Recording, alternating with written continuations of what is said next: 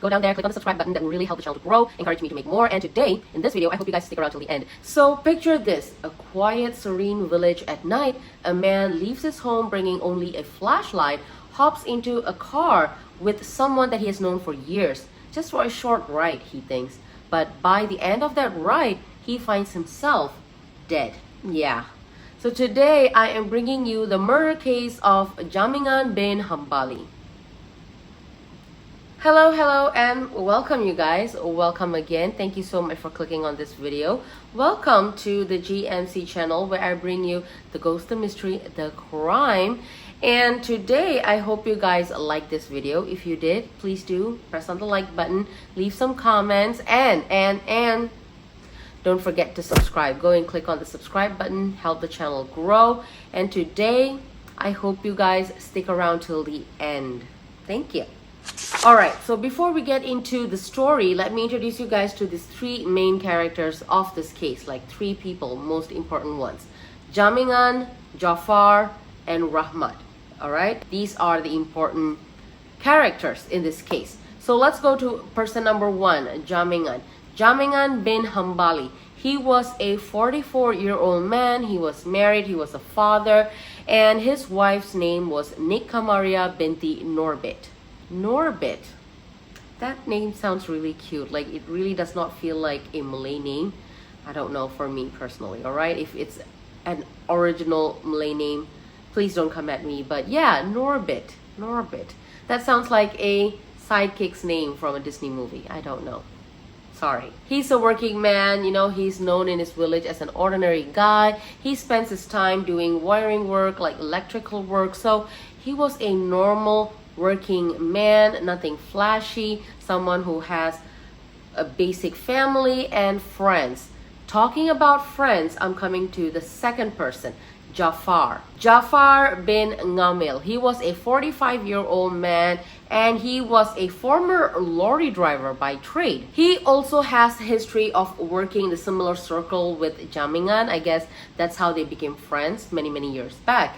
And guess what? There's an alleged intimate relationship, an affair ongoing with this Jaafar guy and Jamingan, his friend's wife, Nikamaria binti Norbit. Yeah, so it was like the hush-hush talk among the villagers, you know, the gossip, the scandal. Yeah, that was ongoing between these two, allegedly. And some sources even say that Jamingan, you know, Nikamaria's husband, the first guy, he even knows about this affair that's ongoing between him, between his wife and his friend. So yeah, that's a gossip over there. And number three, the third guy was Jaafar's nephew. Number two guy's nephew, Rahmat.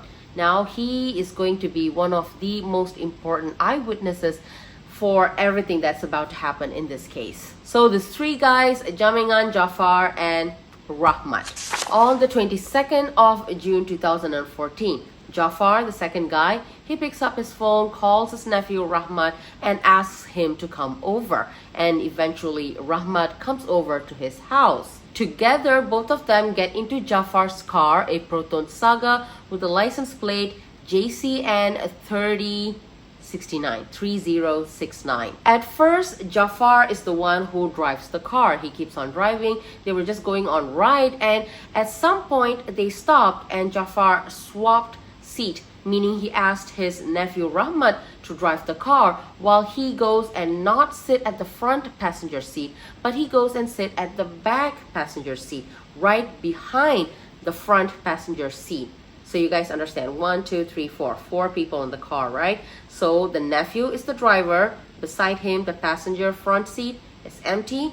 Jaafar goes and sit right behind the front passenger seat. At this point, they're still driving around, right? Like, it's into the night, and Jaafar tells his nephew Rahmat, who's driving the car, he tells him to go to Jamingan's house. They both arrive at Jamingan's house. They stop outside of the house, and Jaafar calls Jamingan, like, hey Jamingan, would you want to come out? Let's go for a drive and a chat. So Jamingan comes out carrying a flashlight. I don't know why flashlight. I don't know whether it's too dark.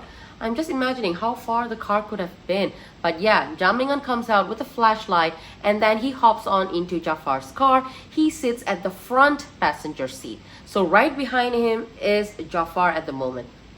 Rahmat the driver, Jamingan at the front, Jaafar right behind Jamingan. Now all three of them in the car headed towards a kopitiam.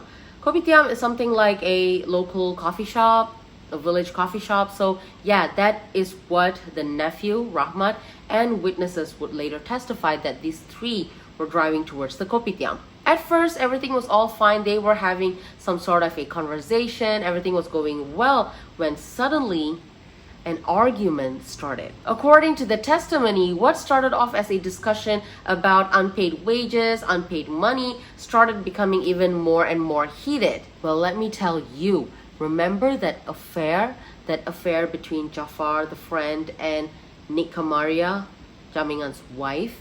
Well, it is said, it is believed that Kamaria wanted to end this ongoing affair. She was like, nope, no more. No more you and me, no more nothing like that. Let's stop all of this and be happy with our partners. Let's stop this.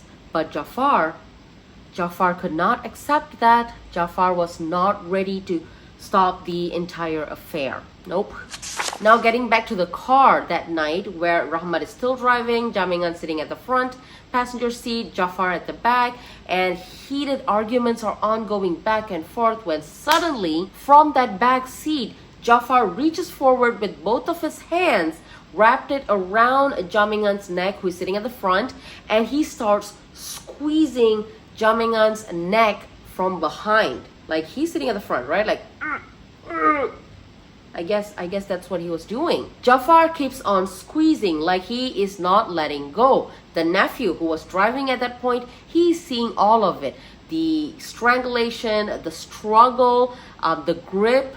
And he is also seeing Jamingan trying to fight back Jaafar's hands. But Jaafar's grip did not let go. According to the court later on, Jaafar did not let go of Jamingan's neck until Jamingan literally stopped struggling, stopped moving. Once Jamingan had already stopped struggling, stopped moving, Jaafar tells his nephew, who was still driving the car, to stop the car. Jaafar gets off from the back seat, walks toward the front seat, opens the front door, drags Jamingan's lifeless body and just dumps it at the roadside small drain.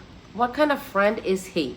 Then sometimes later, near an oil palm plantation, Jaafar was seen burning a white glove and a length of rope, things that might tie him to the murder. So he was just burning them, getting rid of the evidence, I guess, but he threw the body just by the road. I don't understand Jaafar's mind, but yeah. So now it's the next day, right? It's already morning, the sun is up. It is the 23rd of June in 2014. Out of all the people, Jamingan's son, Muhammad Shahrul Fahmi, was riding past the same exact road. So I'm guessing this is like the general village road, I guess. So he was riding past that road when he finds something suspicious. He's looking at the drain and it looks like someone's body that is lying face down. So upon closer examination, he finds out that that is indeed his dad. Panicked, he calls the police, he calls the authorities to come over. Since the body was found, forensics were there taking in all the evidence. Police, they were collecting statements from Jamingan's son, Muhammad Shahrul, the guy who found the body, and from just normal eyewitnesses, from Rahmat, the nephew, and also from Jamingan's wife, which gave the statement saying that she last saw her husband leaving their home with a torch in his hand, getting into Jaafar's car, which was driven by Rahmat, the nephew. Rahmat, he was like the bullseye, I would say. He was a huge help to this entire case because he was the eyewitness to the strangulation,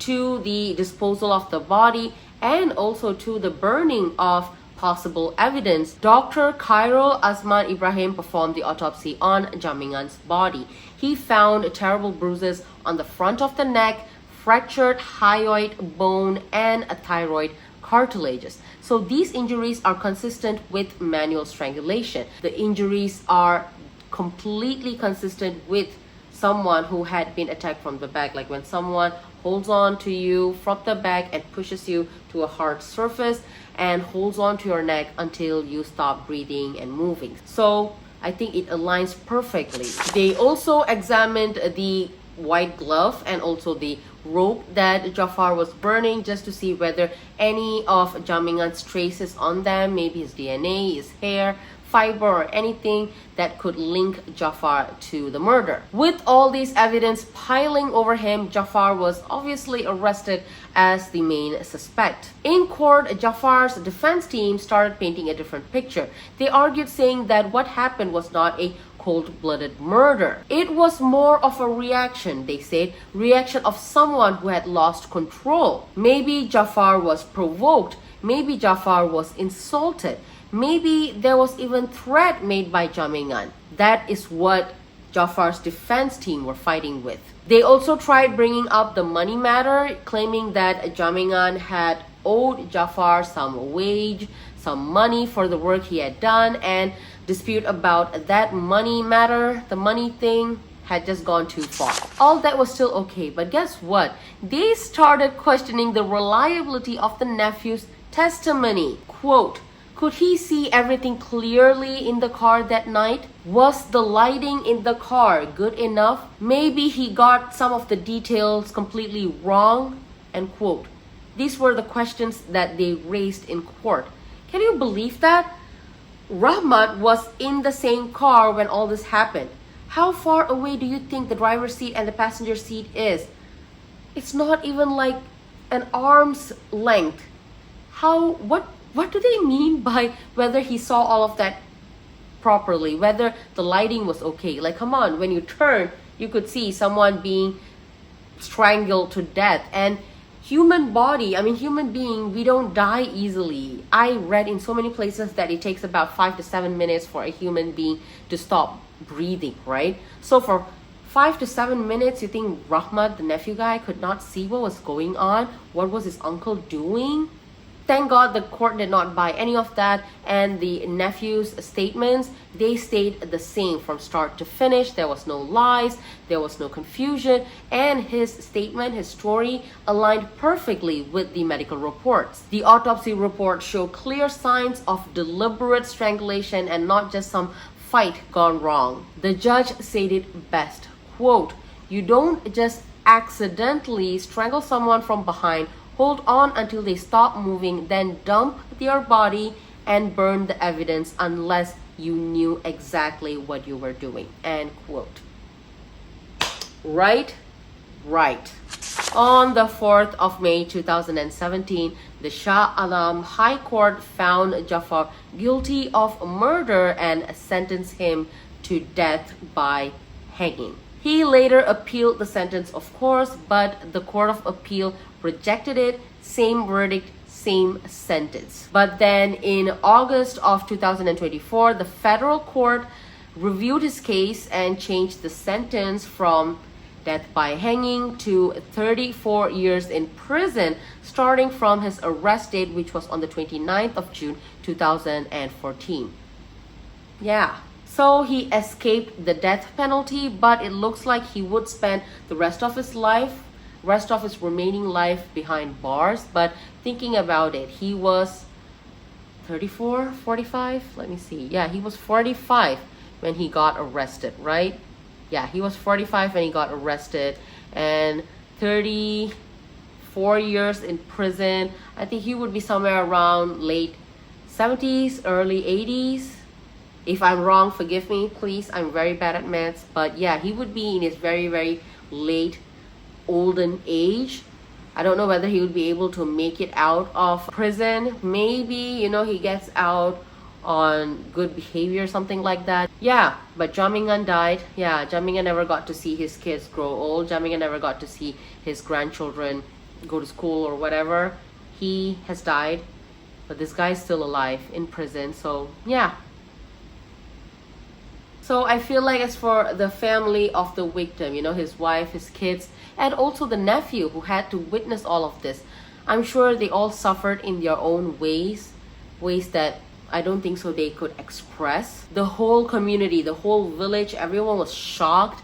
shocked about the affair, the betrayal, the broken of trust and dishonesty, all of this, and whether justice was really properly served in this case. So that's the case in full. A night drive that began as a simple call to chat with a man that you've known. If the allegations of affair was true, mixed with money, arguments and secrets, a man lost his life and another man lost his freedom. What sticks with me a lot, like what bothers me, is how preventable all of this were. If the conversation had been made in a different way, if emotions did not boil over, if trust had not been breached, all of this could have been prevented. Like none of this would have even happened, right? Right, if you ask me, yeah. For you who are listening, if you were Rahmat, the nephew who was driving, and you see this happening, like you see your uncle strangling this guy sitting right beside of you, what would you do? Would you stop the car? Would you try to stop it, uncle, stop it, while driving? Or would you be getting out of the car, stopping the car, getting out to help? What would your actions be when you see something like that happening, like a feet beside you? Do let me know. If me, I would be that person, hitting him hard. Like, uncle, what are you doing? You are killing someone? For what? Stop it. God. Anyways, you guys, that would be it for today. We have come to the end of this video. I hope you guys liked it. If you guys liked it, please, like I said in the beginning, leave me a thumbs up, share it with your friends, and subscribe. Subscribe, please. Go down there, click on the subscribe button. It would really, really, really make me happy. I would really, really, really appreciate you guys. Thank you so much for being here. Do come back. I upload Ghost Mystery Crime in this channel every week. And until the next video, take care out there. Stay safe. And I will see you soon. Bye.